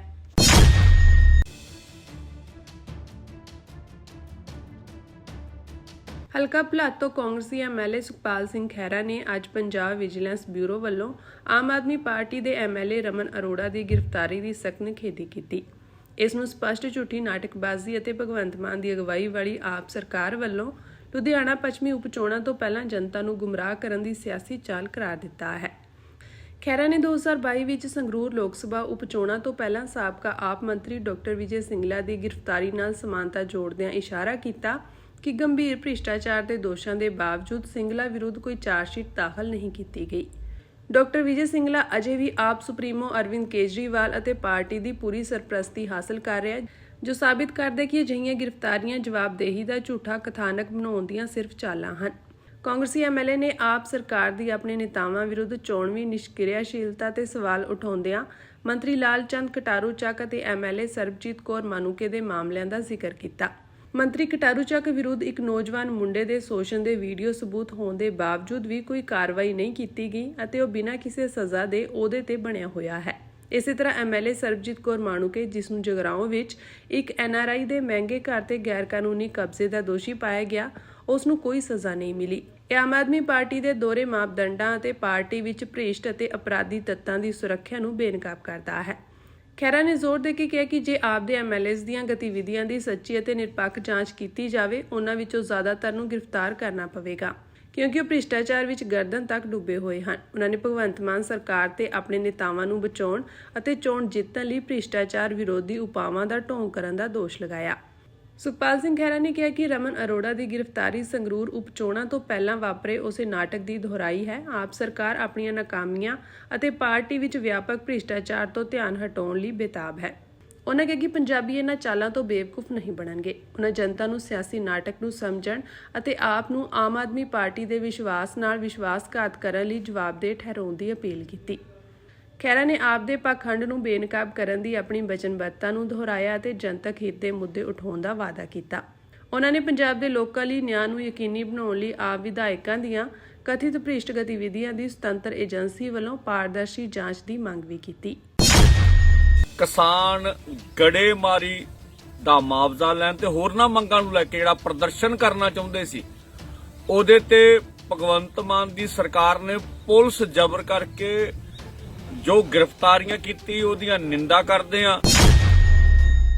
ਪਰ ਮੁੱਖ ਮੰਤਰੀ ਪੰਜਾਬ ਭਗਵੰਤ ਮਾਨ ਜਿਵੇਂ ਰਲ ਕੇ ਰਾਜਨੀਤੀ ਕੀਤੀ ਉਹਨੇ ਪਾਣੀ ਵਾਲੇ ਮਸਲੇ ਦੇ ਉੱਤੇ, ਹੁਣ ਜਿਹੜਾ ਉਹ ਕੇਂਦਰੀ ਬਲਾਂ ਦਾ ਜਿਹੜਾ BBMP ਤੇ ਕਬਜ਼ਾ ਕਰਵਾ ਲਿਆ। ਹੁਣ ਬਾਈ ਵਿਰੋਧ ਕਰਦੇ ਰਹੋ, ਇਹ ਨਾਕਾਮੀ ਨੂੰ ਉਹ ਦੱਸੇ ਪੰਜਾਬੀਆਂ ਨੂੰ ਵਿੱਚੋਂ ਖੱਟਿਆ ਕੀ ਹੈਗਾ ਵਾ। ਅੰਮ੍ਰਿਤਸਰ ਵਿੱਚ ਉਸ ਸਮੇਂ ਮਾਹੌਲ ਕਾਫੀ ਤਣਾਅਪੂਰਨ ਹੋ ਗਿਆ ਜਦੋਂ ਕਿਸਾਨ ਅਤੇ ਪੁਲਿਸ ਆਮੋ ਸਾਹਮਣੇ ਹੋਏ। ਮਿਲੀ ਜਾਣਕਾਰੀ ਮੁਤਾਬਕ ਭਾਰਤੀ ਕਿਸਾਨ ਏਕਤਾ ਯੂਨੀਅਨ ਸਿੱਧੂਪੁਰ ਨੂੰ ਪੁਲਿਸ ਵੱਲੋਂ ਜ਼ਬਰਦਸਤੀ ਰਸਤੇ ਵਿੱਚ ਹੀ ਰੋਕਿਆ ਗਿਆ। ਇਹ ਕਿਸਾਨ ਭੰਡਾਰੀ ਪੁਲ ਤੇ ਧਰਨਾ ਦੇਣ ਲਈ ਜਾ ਰਹੇ ਸੀ, ਜਿਨ੍ਹਾਂ ਨੂੰ ਪੁਲਿਸ ਨੇ ਰਸਤੇ ਵਿੱਚ ਹੀ ਰੋਕ ਲਿਆ। ਇਸ ਦੌਰਾਨ ਮਾਹੌਲ ਕਾਫੀ ਤਣਾਅਪੂਰਨ ਹੋ ਗਿਆ। ਪੁਲਿਸ ਨੇ ਕਿਸਾਨ ਆਗੂ ਬਲਵਿੰਦਰ ਸਿੰਘ ਮਾਹਲ ਸਣੇ 100 ਦੇ ਕਰੀਬ ਕਿਸਾਨ ਗ੍ਰਿਫਤਾਰ ਕਰ ਲਏ। ਕਿਸਾਨਾਂ ਨੇ ਭੰਡਾਰੀ ਪੁਲ ਤੇ ਨਾ ਪਹੁੰਚ ਸਕਣ ਕਾਰਨ ਗੁਰੂ ਨਾਨਕ ਦੇਵ ਯੂਨੀਵਰਸਿਟੀ ਦੇ ਪਿਛਲੇ ਗੇਟ ਦੇ ਬਾਹਰ ਧਰਨਾ ਲਗਾ ਲਿਆ। ਇਸ ਦੌਰਾਨ ਕਿਸਾਨਾਂ ਵੱਲੋਂ ਟਰਾਲੀਆਂ ਸਮੇਤ ਭੰਡਾਰੀ ਪੁਲ ਪਹੁੰਚਣ ਦੀ ਕੋਸ਼ਿਸ਼ ਕੀਤੀ ਗਈ। ਇਸ ਮਾਮਲੇ ਤੋਂ ਬਾਅਦ ਕਿਸਾਨ ਆਗੂ ਸਰਵਣ ਸਿੰਘ ਪੰਧੇਰ ਦਾ ਵੀ ਬਿਆਨ ਆਇਆ ਹੈ। ਉਹਨਾਂ ਨੇ ਪ੍ਰਸ਼ਾਸਨ ਅਤੇ ਸਰਕਾਰ ਦੀ ਇਸ ਕਾਰਵਾਈ ਦੀ ਸਖਤ ਸ਼ਬਦਾਂ ਵਿੱਚ ਨਿਖੇਧੀ ਕੀਤੀ ਹੈ। ਅੰਮ੍ਰਿਤਸਰ ਦੇ ਵਿੱਚ ਕੱਲ ਕਿਸਾਨ ਗੜੇਮਾਰੀ ਦਾ ਮੁਆਵਜ਼ਾ ਲੈਣ ਤੇ ਹੋਰਨਾਂ ਮੰਗਾਂ ਨੂੰ ਲੈ ਕੇ ਜਿਹੜਾ ਪ੍ਰਦਰਸ਼ਨ ਕਰਨਾ ਚਾਹੁੰਦੇ ਸੀ, ਉਹਦੇ ਤੇ ਭਗਵੰਤ ਮਾਨ ਦੀ ਸਰਕਾਰ ਨੇ ਪੁਲਿਸ ਜ਼ਬਰ ਕਰਕੇ ਜੋ ਗ੍ਰਿਫਤਾਰੀਆਂ ਕੀਤੀ ਉਹਦੀਆਂ ਨਿੰਦਾ ਕਰਦੇ ਆ। ਜਦੋਂ ਪੁਲਿਸ ਨਾਲ ਸਹਿਮਤੀ ਬਣ ਗਈ ਸੀ ਵੀ ਕਿਸੇ ਗਰਾਊਂਡ 'ਚ ਬਹਿ ਕੇ ਮੰਗ ਪੱਤਰ ਦੇਣਾ ਤੇ ਫਿਰ ਜ਼ਬਰ ਦਾ ਸਵਾਲ ਨਹੀਂ ਸੀ ਹੈਗਾ। ਇਹ ਪੁਲਿਸ ਰਾਜ ਜਿਹੜਾ ਪੰਜਾਬ 'ਚ ਸਥਾਪਿਤ ਆ ਉਹਦੀ ਨਿਸ਼ਾਨਦੇਹੀ ਕਰਦਾ ਹੈਗਾ ਵਾ। ਇਹਦੇ ਨਾਲ ਦੀ ਨਾਲ BBMB ਦੇ ਉੱਤੇ ਜਿਵੇਂ ਕੇਂਦਰ ਦੀਆਂ ਸਰਕਾਰਾਂ ਪੰਜਾਬ ਨਾਲ ਧੱਕਾ ਕਰਦੀਆਂ ਰਹੀਆਂ ਨੇ, ਸਾਰੀ ਦੁਨੀਆ ਜਾਣਦੀ ਆ।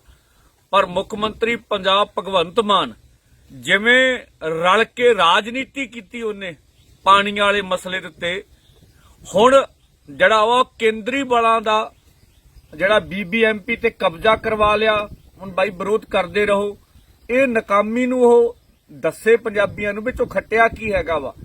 ਇਸ ਦੇ ਨਾਲ ਨਾਲ ਜਿਹੜਾ ਪੂਰੇ ਪੰਜਾਬ ਦੇ ਅੰਦਰ ਕਾਰਪੋਰੇਟ ਦੀਆਂ ਨੀਤੀਆਂ ਤਹਿਤ ਜਿਹੜਾ ਦੁਨੀਆ ਦੇ ਵਿੱਚ ਆਰਥਿਕ ਮਾਡਲ, ਇਕਨੋਮਿਕਸ ਮਾਡਲ ਲੱਦਿਆ ਜਾ ਰਿਹਾ ਵੀ ਪਿੰਡਾਂ ਨੂੰ ਉਜਾੜ ਕੇ ਸਸਤੀ ਲੇਬਰ ਸ਼ਹਿਰਾਂ 'ਚ ਸਥਾਪਿਤ ਕਰਨੀ ਆ ਤੇ ਜਿਹੜਾ ਵੀ ਖੇਤੀ ਸੈਕਟਰ ਹੈ ਉੱਤੇ ਕਾਰਪੋਰੇਟ ਦਾ ਕਬਜ਼ਾ ਹੋਣਾ। ਉਹਦੇ ਤਹਿਤ ਹੀ ਜਿਹੜਾ ਲੁਧਿਆਣੇ ਦਾ ਅਰਬਨ ਅਸਟੇਟ ਦਾ ਇਸ਼ੂ ਜਿਹੜਾ ਇੰਨਾ ਉੱਭਰ ਕੇ ਆ ਰਿਹਾ, ਅੱਡ-ਅੱਡ ਫਿਗਰਾਂ ਨੇ, 24,000 ਕਿੱਲਾ, 26,000 ਕਿੱਲਾ, ਪਿੰਡਾਂ ਦੀ ਗਿਣਤੀ ਕੋ 44, ਕੋ 30, ਕੋ 60, 50, ਇਹ ਸਾਰਾ ਕੁਝ ਤੁਹਾਡੇ ਸਾਹਮਣੇ ਆ ਰਿਹਾ।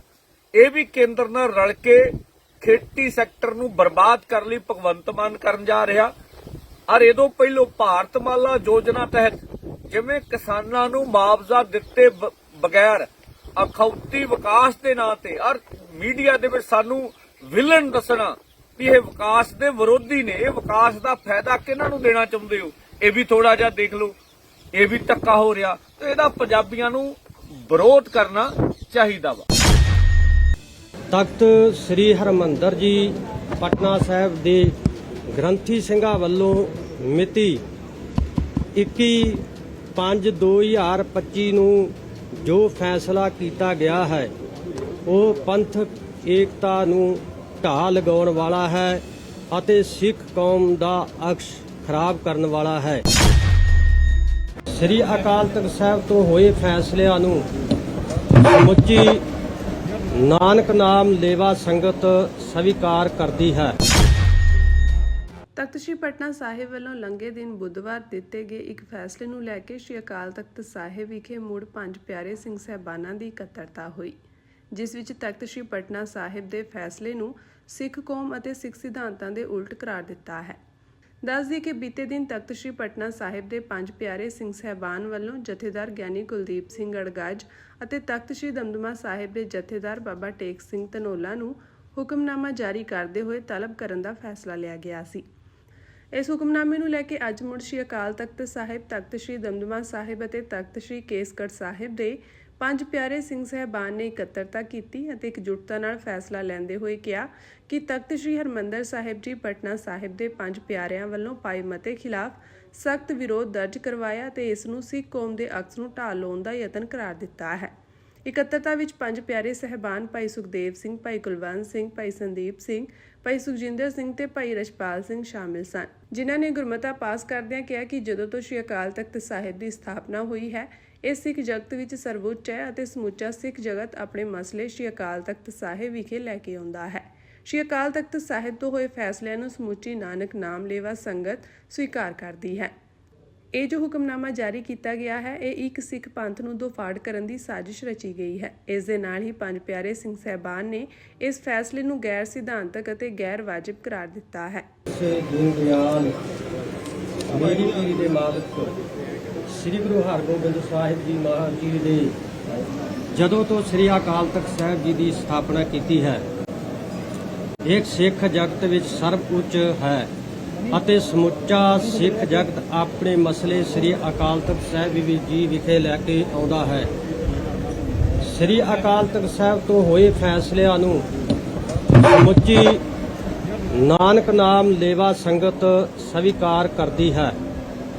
ਤਖਤ ਸ੍ਰੀ ਹਰਿਮੰਦਰ ਜੀ ਪਟਨਾ ਸਾਹਿਬ ਦੇ ਗ੍ਰੰਥੀ ਸਿੰਘਾਂ ਵੱਲੋਂ ਮਿਤੀ 21/5/2025 ਨੂੰ ਜੋ ਫੈਸਲਾ ਕੀਤਾ ਗਿਆ ਹੈ ਉਹ ਪੰਥਕ ਏਕਤਾ ਨੂੰ ਢਾਹ ਲਗਾਉਣ ਵਾਲਾ ਹੈ ਅਤੇ ਸਿੱਖ ਕੌਮ ਦਾ ਅਕਸ਼ ਖਰਾਬ ਕਰਨ ਵਾਲਾ ਹੈ, ਜੋ ਗੈਰ ਸੰਵਿਧਾਨਕ ਤੇ ਗੈਰ ਵਾਜਬ ਹੈ।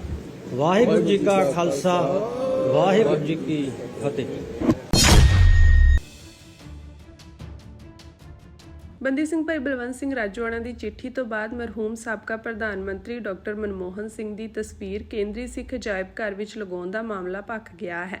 ਇਸ ਮਸਲੇ ਤੇ ਹੁਣ ਐਸਜੀਪੀਸੀ ਪ੍ਰਧਾਨ ਐਡਵੋਕੇਟ ਹਰਜਿੰਦਰ ਸਿੰਘ ਧਾਮੀ ਦਾ ਬਿਆਨ ਸਾਹਮਣੇ ਆਇਆ ਹੈ। ਉਹਨਾਂ ਕਿਹਾ ਕਿ ਇਸ ਚਿੱਠੀ ਤੇ ਸ਼੍ਰੋਮਣੀ ਕਮੇਟੀ ਪੁਨਰ ਵਿਚਾਰ ਕਰੇਗੀ। ਇਸ ਤੋਂ ਪਹਿਲਾਂ ਗੁਰਦੁਆਰਾ ਸ਼੍ਰੀ ਪੋਟਾ ਸਾਹਿਬ ਦੇ ਸਾਕੇ ਦੀ ਯਾਦ ਵਿੱਚ ਅਤੇ ਸਾਕੇ ਵਿੱਚ ਸ਼ਹੀਦ ਹੋਏ ਸਿੱਖਾਂ ਦੀ ਯਾਦ ਵਿੱਚ ਸ਼੍ਰੋਮਣੀ ਗੁਰਦੁਆਰਾ ਪ੍ਰਬੰਧਕ ਕਮੇਟੀ ਵੱਲੋਂ ਸ਼੍ਰੀ ਮੰਜੀ ਸਾਹਿਬ ਦੀਵਾਨ ਹਾਲ ਵਿਖੇ ਗੁਰਮਤਿ ਸਮਾਗਮ ਕਰਵਾਇਆ ਗਿਆ। ਇਸ ਮੌਕੇ ਸ਼੍ਰੀ ਅਖੰਡ ਪਾਠ ਸਾਹਿਬ ਦੇ ਭੋਗ ਮਗਰੋਂ ਦਰਬਾਰ ਸਾਹਿਬ ਦੇ ਹਜ਼ੂਰੀ ਰਾਗੀ ਜਥੇ ਵੱਲੋਂ ਕੀਰਤਨ ਵੀ ਕੀਤਾ ਗਿਆ। ਪਰ ਗੁਰੂ ਸਾਹਿਬ ਨੇ ਕਿਰਪਾ ਕੀਤੀ, ਬਖਸ਼ਿਸ਼ ਕੀਤੀ। ਇਹ ਪਵਿੱਤਰ ਸਾਨੂੰ ਸਿਧਾਂਤ ਏਕ ਓਂਕਾਰ ਦਾ ਬਖਸ਼ਿਸ਼ ਕੀਤਾ, ਜਿਹੜਾ ਨਿਰੰਤਰ ਜੁਗਾ ਜਗਾਂਤਰ ਸਤਿਗੁਰੂ ਜੀ ਦੇ ਪਵਿੱਤਰ ਗੁਰਬਾਣੀ ਨੇ ਸਾਡੀ ਅਗਵਾਈ ਕਰਦੇ ਰਹਿਣਾ। ਤੇ ਗੁਰੂ ਕਾ ਸਿੱਖ ਜਿੰਨਾ ਚਿਰ ਗੁਰਸ਼ਬਦ ਦੇ ਨਾਲ ਜੁੜਿਆ ਆ, ਸਤਿਗੁਰੂ ਜੀ ਤਾਣ ਬਖਸ਼ਿਸ਼ ਕਰਦੇ ਆ। ਜਿੱਲੇ ਆਪਣੀ ਥੋੜੀ ਜਿਹੀ ਇਹ ਕੁੰਡੀ ਛਡਾ ਕੇ ਦੂਏ ਪਾਸੇ ਨੂੰ ਦੌੜਦਾ ਤੇ ਫਿਰ ਦੁੱਖ ਵੀ ਪਾਉਂਦਾ। ਪਰ ਅੱਜ ਆਪਾਂ ਉਹਨਾਂ ਮਹਾਨ ਸ਼ਹੀਦਾਂ ਨੂੰ, ਜਿਨ੍ਹਾਂ ਮਹਾਨ ਸ਼ਹੀਦਾਂ ਨੇ ਇਸ ਆਜ਼ਾਦ ਦੇਸ਼ ਭਾਰਤ ਦੇ ਵਿੱਚ ਦੇਸ਼ ਆਜ਼ਾਦ ਹੋਣ ਤੋਂ ਪਹਿਲਾਂ ਮੈਂ ਕਹਿ ਸਕਦਾ ਉਹ ਜਿਹੜਾ ਸਾਕਾ ਵਰਤਿਆ, ਉਹ ਸਾਕਾ ਸੀ ਪੌਂਟਾ ਸਾਹਿਬ ਜੀ ਦਾ ਪਵਿੱਤਰ ਸਾਕਾ, ਜਿੱਥੇ ਸਤਿਗੁਰਾਂ ਨੇ ਗੁਰੂ ਕਲਗੀਧਰ ਪਾਤਸ਼ਾਹ ਨੇ ਆਪਣੇ ਜੀਵਨ ਕਾਲ ਦਾ ਸਮਾਂ ਥੋੜਾ ਉੱਥੇ ਵੱਡਾ ਕਰਕੇ ਬਿਤਾਇਆ ਵੀ। ਉਸ ਗੁਰਧਾਮ ਦੇ ਉੱਤੇ ਜਿਹੜੇ ਮਾਨਵਤੀ ਲੋਕ ਸੀ, ਮਹੰਤ ਸੀ ਉਸ ਵੇਲੇ ਦੇ, ਉਹ ਆਪਣੇ ਵੱਡੇ ਕੁਕਰਮ ਕਰ ਰਹੇ ਸੀ। ਤੇ ਉਸ ਵੇਲੇ ਪੰਥ ਅਕਾਲੀ ਤਰਨਾ ਦਲ ਜਥੇਬੰਦੀ ਹਰੀਆਂ ਬੇਲਾਂ, ਉਸ ਵੇਲੇ ਦੇ ਸਾਡੇ ਮਹਾਨ ਤਪਸਵੀ ਸੱਚਖੰਡ ਵਾਸੀ ਸਿੰਘ ਸਾਹਿਬ ਬਾਬਾ ਹਰਭਜਨ ਸਿੰਘ ਜੀ ਦੀ ਕਮਾਂਡ ਥੱਲੇ 38 ਹਰੀਆਂ ਬੇਲਾਂ ਇਹ ਜਥੇਬੰਦੀ ਦੇ ਸਿੰਘ ਉੱਥੇ ਜਾ ਕੇ ਉਸ ਪਵਿੱਤਰ ਗੁਰਧਾਮ ਨੂੰ ਆਪਣੀ ਲਹੂ ਤੇ ਮਿੰਜ ਦੇ ਨਾਲ ਆਜ਼ਾਦ ਕਰਾਇਆ। 11 ਸਿੰਘਾਂ ਨੇ ਸ਼ਹੀਦੀ ਪਾਈ, 3 ਫੱਟੜ ਹੋ ਗਏ, ਜਿਨ੍ਹਾਂ ਦੇ ਵਿੱਚੋਂ ਸਾਡੇ ਵਿੱਚ ਮੌਜੂਦਾ ਮੁਖੀ ਸਿੰਘ ਸਾਹਿਬ ਜਿੰਦਾ ਸ਼ਹੀਦ ਸੰਤ ਬਾਬਾ ਨਿਹਾਲ ਸਿੰਘ ਜੀ, ਜਿਨ੍ਹਾਂ ਨੇ ਉਹ ਆਪਣੇ ਪਿੰਡੇ ਤੇ ਜਿਹੜਾ ਸਾਰਾ ਸਾਕਾ ਉਹ ਹੰਡਾਇਆ। ਤੇ ਅੱਜ ਵੀ ਇੱਕ ਗੋਲੀ ਸਰੀਰ ਦੇ ਵਿੱਚ ਆ ਤੇ ਡਾਕਟਰ ਕਹਿੰਦੇ ਜੇ ਗੋਲੀ ਕੱਢੀ ਤਾਂ ਫਿਰ ਨੁਕਸਾਨ ਵੀ ਹੋ ਸਕਦਾ। ਕਹਿਣਾ ਬੜਾ ਸੌਖਾ ਹੁੰਦਾ, ਪਰ ਜਿਹੜੇ ਮੌਤ ਦੇ ਮੂਹਰੇ ਦੇਖ ਕੇ ਚੁੰਮਣਾ ਹੋਵੇ ਬੜਾ ਔਖਾ ਹੁੰਦਾ। ਪਰ ਜੇ ਗੁਰੂ ਨਾਲ ਹੋਵੇ ਫਿਰ ਮੌਤ ਦਾ ਤੇ ਜ਼ਿੰਦਗੀ ਦਾ ਫਾਸਲਾ ਜਿਹੜਾ ਹੈ ਉਹ ਮੁਕਾ ਲੈਂਦਾ ਸਿੱਖ। ਸੋ ਗੁਰੂ ਸਾਹਿਬ ਨੇ ਕਿਰਪਾ ਕੀਤੀ, ਉਹਨਾਂ ਦੀ ਪਵਿੱਤਰ ਯਾਦ ਦੇ ਵਿੱਚ ਆਪਾਂ ਇਹ ਸੱਚਖੰਡ ਸ੍ਰੀ ਹਰਿਮੰਦਰ ਸਾਹਿਬ ਇਸ ਗੁਰਦੁਆਰਾ ਮੰਜੀ ਸਾਹਿਬ ਦੀਵਾਨ ਹਾਲ ਦੇ ਵਿੱਚ ਹਰ ਸਾਲ ਦੀ ਤਰ੍ਹਾਂ ਮਨਾਇਆ ਆ। ਸੋ ਮੈਂ ਅਰਦਾਸ ਵੀ ਕਰਦਾ, ਗੁਰੂ ਸਾਹਿਬ ਜੀ ਕਿਰਪਾ ਕਰਿਓ, ਆਪਣੀ ਬਖਸ਼ਿਸ਼ ਰਹਿਮਤ ਕਰਕੇ ਗੁਰੂ ਖਾਲਸੇ ਨੂੰ ਆਪਣੇ ਦਰੋਂ ਘਰੋਂ ਪਵਿੱਤਰ ਗੁਰਬਾਣੀ ਪੜ੍ਹਨ ਦਾ, ਵਿਚਾਰਨ ਦਾ ਤੇ ਇਹਦੇ ਤੇ ਚੱਲਣ ਦਾ ਬਲ ਉਦਮ ਬਖਸ਼ਿਸ਼ ਕਰਨ। ਅਮਰੀਕੀ ਰਾਸ਼ਟਰਪਤੀ ਡੋਨਾਲਡ ਟਰੰਪ ਨੇ ਅੱਜ ਇੱਕ ਵਾਰ ਫਿਰ ਐਪਲ ਕੰਪਨੀ ਨੂੰ ਅਮਰੀਕਾ ਤੋਂ ਬਾਹਰ ਆਈਫੋਨ ਬਣਾਉਣ ਨੂੰ ਲੈ ਕੇ ਸਖਤ ਚੇਤਾਵਨੀ ਦਿੱਤੀ ਹੈ। ਟਰੰਪ ਨੇ ਕਿਹਾ ਕਿ ਉਸਨੇ ਐਪਲ ਦੇ ਮੁੱਖ ਕਾਰਜਕਾਰੀ ਅਧਿਕਾਰੀ ਟਿਮ ਕੁਕ ਨੂੰ ਪਹਿਲਾਂ ਹੀ ਦੱਸ ਦਿੱਤਾ ਸੀ ਕਿ ਅਮਰੀਕਾ ਵਿੱਚ ਵੇਚੇ ਜਾਣ ਵਾਲੇ ਆਈਫੋਨ ਅਮਰੀਕਾ ਵਿੱਚ ਹੀ ਬਣਾਏ ਜਾਣੇ ਚਾਹੀਦੇ ਹਨ। ਟਰੰਪ ਨੇ ਭਾਰਤ ਜਾਂ ਕਿਸੇ ਹੋਰ ਦੇਸ਼ ਵਿੱਚ ਨਿਰਮਾਣ ਤੇ ਨਾਰਾਜ਼ਗੀ ਜ਼ਾਹਰ ਕੀਤੀ ਹੈ ਅਤੇ ਟੈਰਿਫ ਲਗਾਉਣ ਦੀ ਧਮਕੀ ਵੀ ਦਿੱਤੀ ਹੈ। ਟਰੰਪ ਨੇ ਕਿਹਾ ਕਿ ਜੇਕਰ ਐਪਲ ਅਮਰੀਕਾ ਤੋਂ ਬਾਹਰ ਆਈਫੋਨ ਬਣਾਉਂਦਾ ਹੈ ਤਾਂ ਕੰਪਨੀ ਨੂੰ ਅਮਰੀਕਾ ਵਿੱਚ ਘੱਟੋ-ਘੱਟ 25% ਟੈਰਿਫ ਦਾ ਭੁਗਤਾਨ ਕਰਨਾ ਪਵੇਗਾ। ਅਮਰੀਕੀ ਰਾਸ਼ਟਰਪਤੀ ਦਾ ਕਹਿਣਾ ਹੈ ਕਿ ਉਹਨਾਂ ਦੇ ਫੈਸਲੇ ਨਾਲ ਅਮਰੀਕਾ ਵਿੱਚ ਨੌਕਰੀਆਂ ਵਧਣਗੀਆਂ ਅਤੇ ਘਰੇਲੂ ਉਦਯੋਗ ਮਜ਼ਬੂਤ ਹੋਵੇਗਾ। ਉਹਨਾਂ ਨੇ ਸਪਸ਼ਟ ਕੀਤਾ ਕਿ ਉਮੀਦ ਕਰਦੇ ਹਨ ਕਿ ਐਪਲ ਅਮਰੀਕਾ ਵਿੱਚ ਨਿਰਮਾਣ ਕਰੇਗਾ, ਨਹੀਂ ਤਾਂ ਕੰਪਨੀ ਨੂੰ ਸਖਤ ਟੈਕਸਾਂ ਦਾ ਸਾਹਮਣਾ ਕਰਨਾ ਪਵੇਗਾ। ਟਰੰਪ ਨੇ ਹਾਲ ਹੀ ਵਿੱਚ ਕੁਕ ਨੂੰ ਭਾਰਤ ਵਿੱਚ ਆਈਫੋਨ ਨਿਰਮਾਣ ਬਾਰੇ ਕਿਹਾ ਸੀ ਕਿ ਸਾਨੂੰ ਤੁਹਾਡੇ ਭਾਰਤ ਵਿੱਚ ਨਿਰਮਾਣ ਵਿੱਚ ਦਿਲਚਸਪੀ ਨਹੀਂ ਹੈ, ਉਹ ਆਪਣਾ ਖਿਆਲ ਖੁਦ ਰੱਖ ਸਕਦੇ ਹਨ, ਉਹ ਬਹੁਤ ਵਧੀਆ ਕਰ ਰਹੇ ਹਨ। ਐਪਲ ਨੇ ਮਾਰਚ 2025 ਨੂੰ ਖਤਮ ਹੋਏ ਵਿੱਤੀ ਸਾਲ ਵਿੱਚ ਭਾਰਤ ਵਿੱਚ ਕਰੀਬ 22 ਅਰਬ ਡਾਲਰ ਦੇ ਆਈਫੋਨ ਬਣਾਏ, ਜੋ ਪਿਛਲੇ ਸਾਲ ਨਾਲੋਂ 60% ਵੱਧ ਹਨ। ਕੰਪਨੀ ਦੀ ਯੋਜਨਾ ਹੈ ਕਿ ਆਉਣ ਵਾਲੇ ਸਾਲਾਂ ਵਿੱਚ ਆਪਣੇ ਕੁੱਲ ਗਲੋਬਲ ਆਈਫੋਨ ਉਤਪਾਦਨ ਦਾ 25% ਭਾਰਤ ਵਿੱਚ ਹੋਵੇ। ਵਰਤਮਾਨ ਵਿੱਚ ਦੁਨੀਆ ਭਰ ਵਿੱਚ ਵਿਕਣ ਵਾਲੇ ਹਰ 5 ਆਈਫੋਨਾਂ ਵਿੱਚੋਂ ਇੱਕ ਭਾਰਤ ਵਿੱਚ ਅਸੈਂਬਲ ਕੀਤਾ ਜਾਂਦਾ ਹੈ।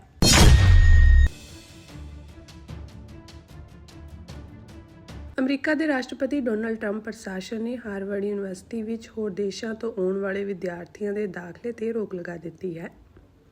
ਟਰੰਪ ਪ੍ਰਸ਼ਾਸਨ ਵੱਲੋਂ ਇਸ ਯੂਨੀਵਰਸਿਟੀ ਵਿੱਚ ਪੜ੍ਹਦੇ ਵਿਦੇਸ਼ੀ ਵਿਦਿਆਰਥੀਆਂ ਨੂੰ ਦੂਜੇ ਸਕੂਲਾਂ ਵਿੱਚ ਤਬਦੀਲ ਕਰਨ ਲਈ ਦਬਾਅ ਪਾਇਆ ਜਾ ਰਿਹਾ ਹੈ, ਜਾਂ ਇਹਨਾਂ ਵਿਦਿਆਰਥੀਆਂ ਨੂੰ ਕਾਨੂੰਨੀ ਸਥਿਤੀ ਦਾ ਦਰਜਾ ਨਾ ਮਿਲਣ ਬਾਰੇ ਕਿਹਾ ਜਾ ਰਿਹਾ ਹੈ।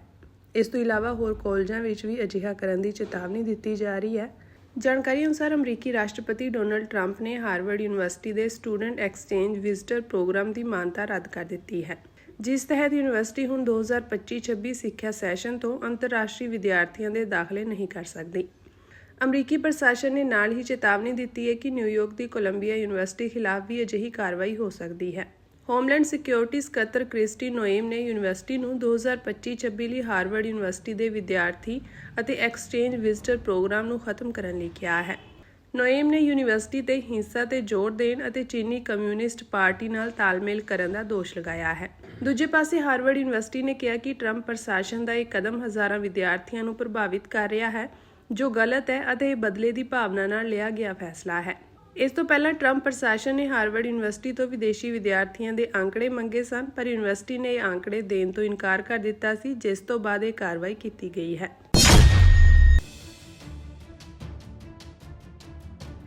ਦਿੱਲੀ ਹਾਈ ਕੋਰਟ ਨੇ 1993 ਦੇ ਦਿੱਲੀ ਬੰਬ ਧਮਾਕੇ ਦੇ ਮਾਮਲੇ ਵਿੱਚ ਦੋਸ਼ੀ ਕਰਾਰ ਦਿੱਤੇ ਗਏ ਭਾਈ ਦਵਿੰਦਰਪਾਲ ਸਿੰਘ ਭੁੱਲਰ ਨੂੰ ਅੱਜ ਆਪਣੀ ਪੈਰੋਲ ਦੀ ਮਿਆਦ ਪੁੱਗਣ ਦੇ ਮੱਦੇਨਜ਼ਰ ਜੇਲ੍ਹ ਅਧਿਕਾਰੀਆਂ ਸਾਹਮਣੇ ਆਤਮ ਸਮਰਪਣ ਕਰਨ ਲਈ ਕਿਹਾ ਹੈ। ਭਾਈ ਦਵਿੰਦਰਪਾਲ ਸਿੰਘ ਭੁੱਲਰ, ਜਿਨ੍ਹਾਂ ਦੀ ਪੈਰੋਲ ਦੀ ਮਿਆਦ ਅੱਜ ਖਤਮ ਹੋ ਰਹੀ ਸੀ, ਉਹਨਾਂ ਨੇ ਇਸ ਆਧਾਰ ਤੇ ਛੋਟ ਦੀ ਮੰਗ ਕੀਤੀ ਕਿ ਉਹ ਗੰਭੀਰ ਬਿਮਾਰੀ ਤੋਂ ਪੀੜਤ ਹਨ ਅਤੇ ਇਸ ਸੰਬੰਧੀ ਜੇਰੇ ਇਲਾਜ ਹਨ। ਜਸਟਿਸ ਗਿਰੀਸ਼ ਕਟਪਾਲੀਆ ਨੇ ਕਿਹਾ ਕਿ ਜੇਲ੍ਹ ਵਿੱਚ ਵੀ ਢੁਕਵਾਂ ਇਲਾਜ ਉਪਲਬਧ ਹੈ। ਜੱਜ ਨੇ ਭੁੱਲਰ ਦੇ ਵਕੀਲ ਨੂੰ ਕਿਹਾ ਕਿ ਤੁਸੀਂ ਆਤਮ ਸਮਰਪਣ ਕਰੋ। ਇਸ ਤੋਂ ਬਾਅਦ ਵਕੀਲ ਆਤਮ ਸਮਰਪਣ ਤੋਂ ਛੋਟ ਦੀ ਮੰਗ ਕਰਨ ਵਾਲੀ ਅਰਜ਼ੀ ਵਾਪਸ ਲੈਣ ਲਈ ਸਹਿਮਤ ਹੋ ਗਏ। ਅਦਾਲਤ ਨੇ ਆਪਣੇ ਆਦੇਸ਼ ਵਿੱਚ ਦਰਜ ਕੀਤਾ ਕਿ ਕੁਝ ਪੇਸ਼ਕਾਰੀਆਂ ਤੋਂ ਬਾਅਦ ਉਹਨਾਂ ਦੇ ਵਕੀਲ ਨੇ ਪਟੀਸ਼ਨ ਵਾਪਸ ਲੈਣ ਦੀ ਮੰਗ ਕੀਤੀ ਅਤੇ ਭਰੋਸਾ ਦਿੱਤਾ ਕਿ ਭੁੱਲਰ ਦਿਨ ਦੇ ਦੌਰਾਨ ਆਤਮ ਸਮਰਪਣ ਕਰ ਦੇਣਗੇ। ਅਦਾਲਤ ਨੇ ਕਿਹਾ ਕਿ ਅਰਜ਼ੀ ਨੂੰ ਵਾਪਸ ਲਏ ਜਾਣ ਤਹਿਤ ਰੱਦ ਕੀਤਾ ਜਾਂਦਾ ਹੈ। ਭੁੱਲਰ ਦੇ ਵਕੀਲ ਨੇ ਕਿਹਾ ਸੀ ਕਿ ਉਹਨਾਂ ਦਾ ਮੁਵੱਕਿਲ ਬੈਰਕਾਂ ਵਿੱਚ ਨਹੀਂ ਜਾਂਦਾ ਸੀ ਅਤੇ ਹਮੇਸ਼ਾ ਹਸਪਤਾਲ ਵਿੱਚ ਰਹਿੰਦਾ ਸੀ ਅਤੇ ਪੈਰੋਲ ਤੇ ਬਾਹਰ ਹੋਣ ਤੇ ਵੀ ਉਹ ਹਰ ਹਫ਼ਤੇ ਜੇਲ੍ਹ ਨਾਲ ਜੁੜੇ ਹਸਪਤਾਲ ਵਿੱਚ ਆਪਣੀ ਹਾਜ਼ਰੀ ਲਵਾਉਂਦਾ ਸੀ।